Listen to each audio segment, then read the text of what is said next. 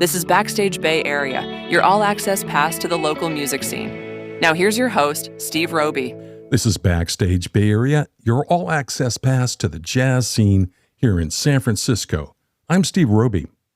My guest today is Martha Redbone, a celebrated vocalist, songwriter, composer, and educator whose music braids Appalachian folk music and mountain blues with soul and the stories of her Afro Indigenous heritage.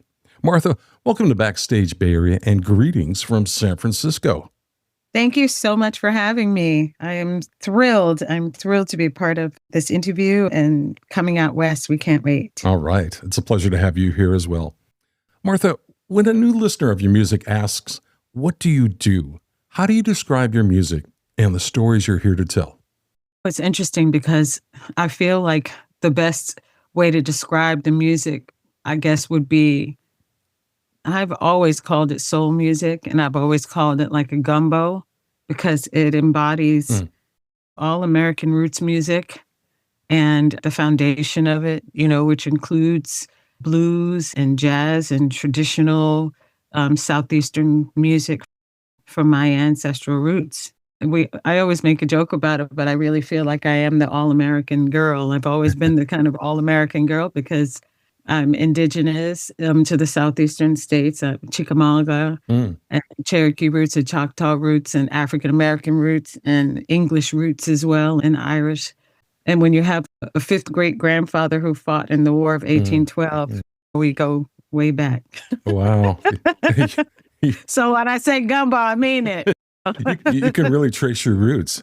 Yeah, it's interesting because with the southeastern story and everything, going way before Jim Crow and transatlantic slavery and things like that. And our family, we were a lot of the people who stayed up in those hills and through the Chickamauga Wars and all those things.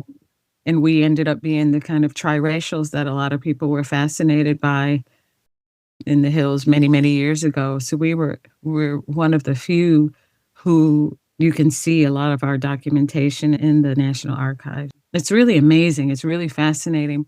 And also for myself, we could see on my dad's side of the family, our African roots and that, we know we come from the Fulani people and from the Senegalese ships many centuries ago and things like that. So it's just a really wonderful thing to know that through these tragic histories and traumatic histories, that there is still a foundation of beauty and resilience, because here we are. Look at us. Look at all of us in 2025 still thriving and still celebrating music in all these different forms and storytelling. So what will we do without music? Right?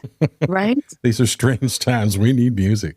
We need music and we need storytelling. Yeah. And I always say, especially as I'm heading in the elder category, that our elder stories are really important.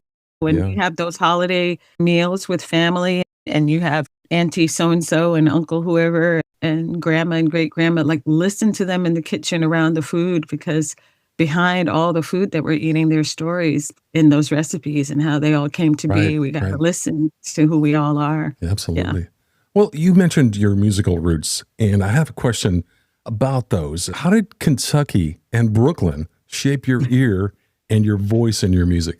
I think in every way, when we were kids, when I was a kid in Harlan County, that's coal country. I came from a coal mining family. My grandpa was a coal miner and uncles and cousins and everything. And part of the music that we heard and played and sang, and we did all the dancing and the square dancing and things like that. So there was all those early mountain songs that we learned, not just at home, but in school. That was part of the music curriculum in our schools back then in Harlan County. And then you come to New York City as a teenager and middle schooler and teenager and not giving away my age, but giving away my age. That was the beginning of hip hop and rap and all of that. And so part of that urban sound, of course, in the beginning came as a culture shock to me, being from this tiny little coal mining town. But let me tell you, the roots of all of that and the rhythms are undeniable. And still, even with the rapping, the storytelling that's within the raps, the sounds of the youth who are doing the raps and writing those stories. Sure. That was the sign of the times, and you were writing about the world around you. And that is something that every songwriter, every performer does. You reflect on the world around you through the rhythms and whatever sounds that inspire you. And that's what I hold on to that. So that was also a bit of the sauce of my gumbo too.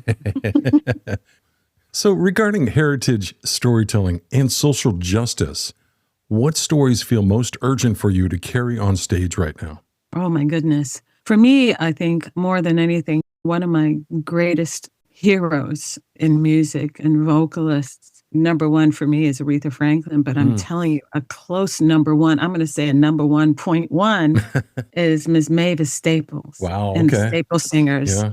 And the Staple Singers are really, for me, one of the greatest foundations of the movement and progression of roots music in America. And I feel that during the time that they were on the road during the civil rights era, I feel that the importance of the music that they sang and the songs that they sang really helped us get through a lot of things. And so for me, I feel like a lot of the times that we're in is the time that you sing like the Staple Singers. You sing songs of peace and songs of people getting together and songs of people having resilience and songs of joy. And like Pete Seeger, too, who I worked with a number of times before he passed away.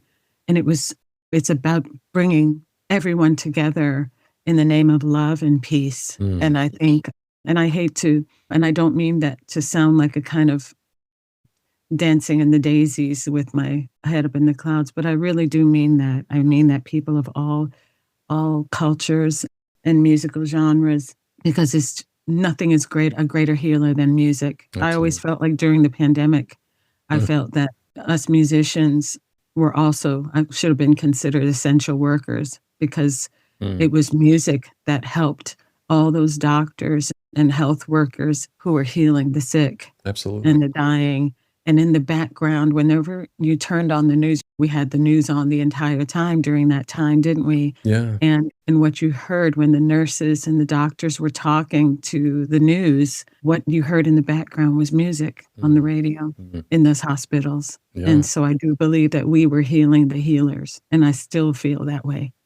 It's funny. I was telling my wife yesterday, I do a lot of these musician interviews about 3 or 4 times a week, and the pandemic still keeps coming up. And the stories of how people found a way to get together, to make music, to practice and rehearse and keep their chops up is still a vibrant story today, 5 years later. That's right. Yeah. And I think it will be talked about for some time. I mean, it was a shock to the world. We hadn't had a plague like that for 100 years. Yeah. Yeah. And that's what it was. It was a plague. And I feel that it was a shock to the system. And even though it's been 5 years, I still think nothing can erase the speed of the loss of life that happened during that time. Losing 1 million people just in this country alone within a year, it's just, when you think about it. Yeah, devastating. I mean, for myself and my friends, we lost 22 people within the first 3 weeks of the pandemic. 22 musician friends in our music community in and around the East Coast, we lost within the first 3 weeks. And it's a shock, just an absolute shock. And then let alone the devastation within my own family, so many cousins. And I lost my father-in-law as well very quickly. So, and I think that just the shock of how fast that happened is something that we're going to talk about. And I mean, when you listen to elders, they still talk about the war, the Second World War. They just say the war. People are still talking about it. And we just talked about Hurricane Katrina. Yeah, right. That's the anniversary too. Yeah, exactly. Yeah.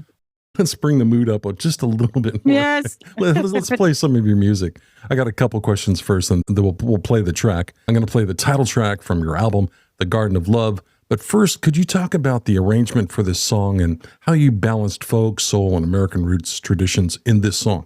The Garden of Love was a great track, a poem from our album, Songs of William Blake.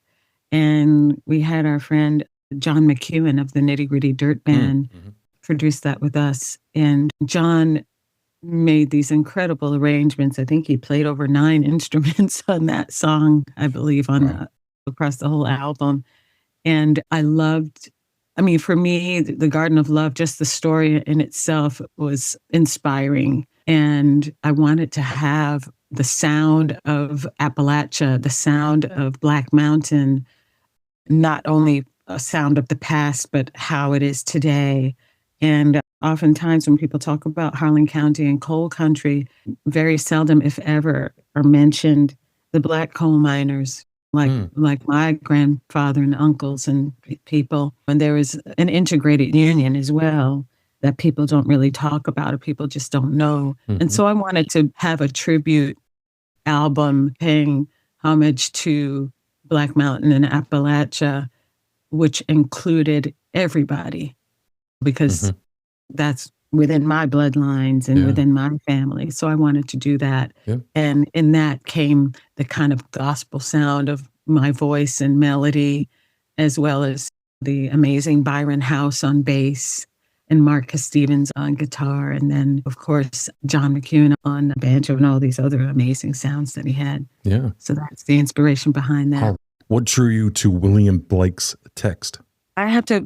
For William Blake's text, I have to thank my partner and husband, Aaron Whitby, on that, because we had the anthology of poems here on our shelves, and we were looking through a bunch of different coal mining songs that I had grown up with. And then he said, hey, what about some of these look pretty cool? And when we looked at it, I loved the words and the imagery. Even though William Blake was writing about England, so much of the imagery matched Black Mountain to me. And I thought, well, if we're honoring Black Mountain, let's go ahead and honor William Blake, and let's just do a whole collection, because we thought it was going to be like 2 or 3 songs, but we just ended up being inspired by the whole. Nice. Well, let's play it now. This is The Garden of Love by Martha Redbone, and you're listening to Backstage Bay Area.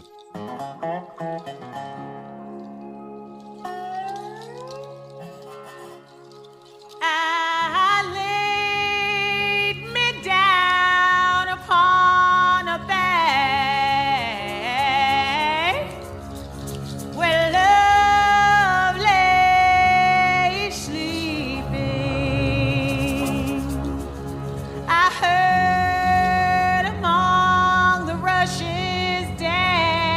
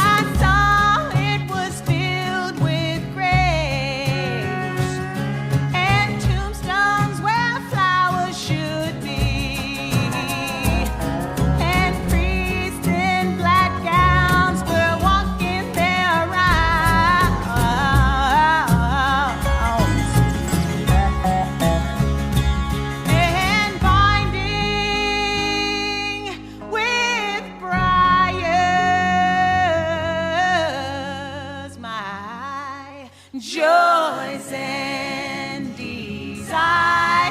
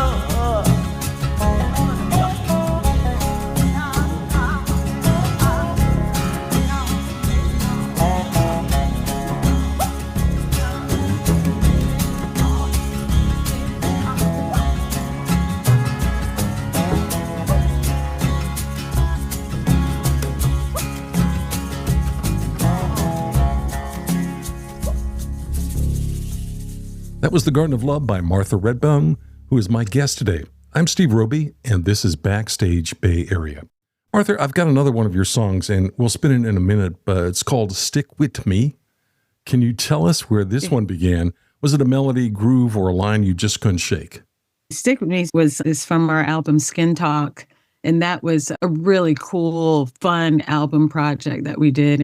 And for me, it was the idea of like just making a kind of sassy love song. And I just loved the groove. We had dum, dum, dum, dum, dum, dum, dum, dum, dum. It just reminds you of like these little sassy little girls in the street that you'll see. And so that's what drove that song. Yeah. What was the emotional center of the lyric? How does the band help you tell that story?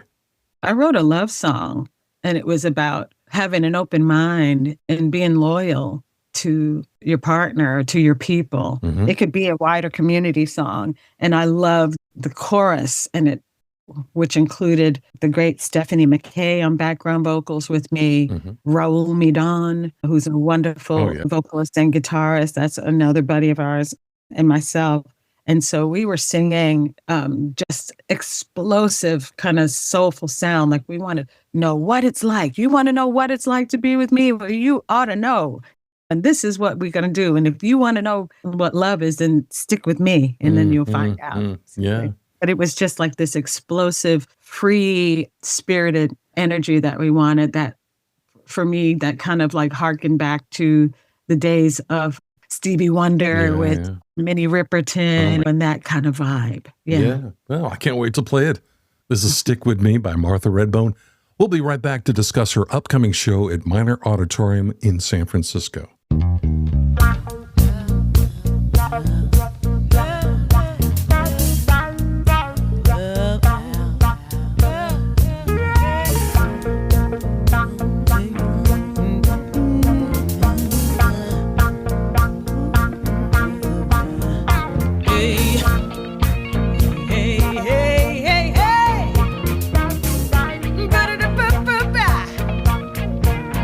Gonna try my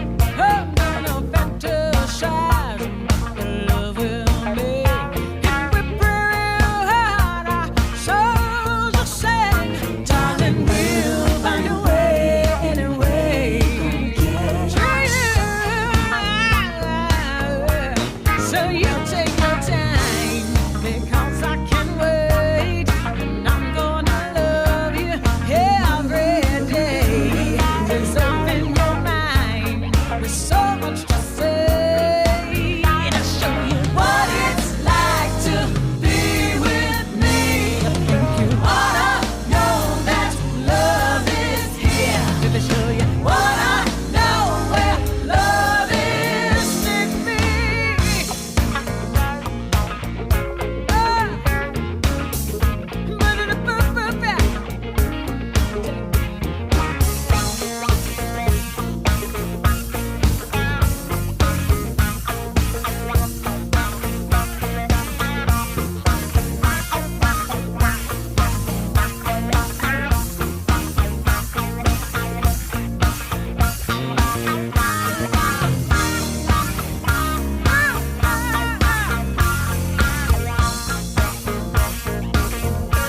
So you take your time because I can wait. And I'm gonna love you anyway. Just open your mind. There's so much to say. Gotta show you what it's like to be with me. You ought to know that love is here. Let me show you what it's like to be with me. You wanna know where love is. Baby, stick me.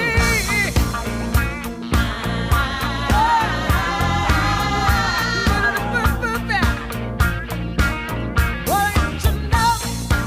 Stick with me. Want to know me? Stick with me. Want to know? Stick with me. Want to know me? Stick with me. What it's like to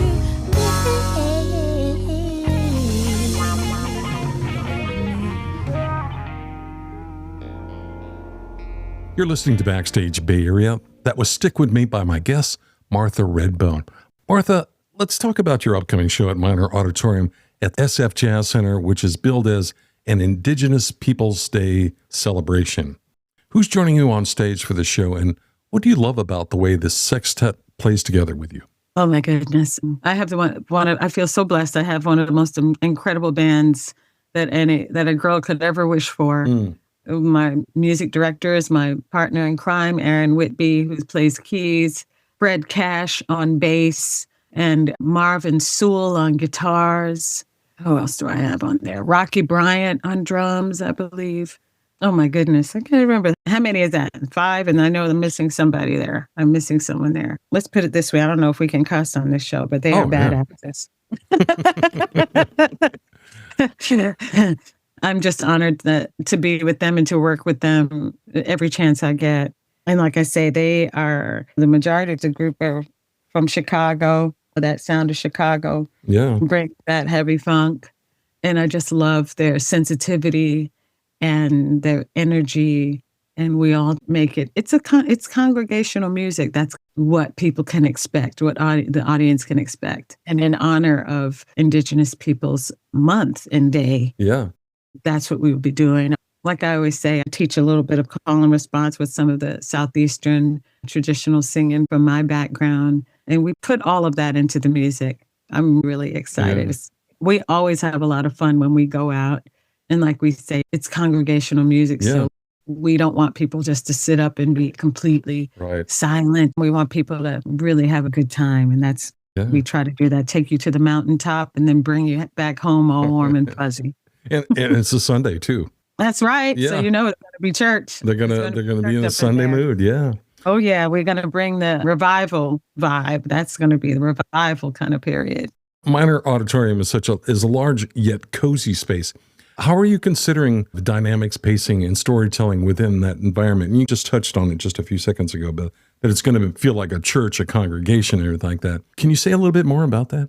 I've been an independent artist my entire career because I wanted to be able to champion causes I believe in.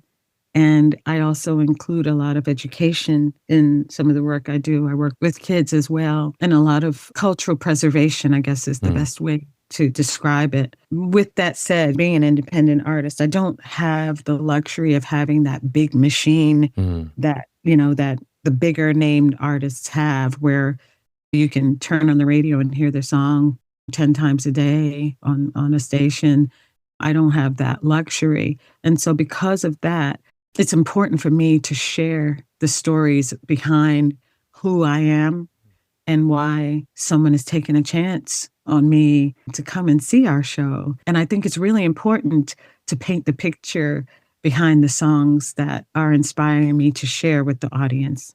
That's really important because the work is not done. I'm not a Lady Gaga or a Beyonce or that kind of thing. So it's a different line of work for me. It's much more intimate. It's much more grassroots in a way, like a kind of female Bill Withers, I don't know, or like a Odetta or something like that. It's hard to put into words, but the idea is that I'm so honored to be able to share the stories behind what inspires the music that we share with the audience. All right. Well said.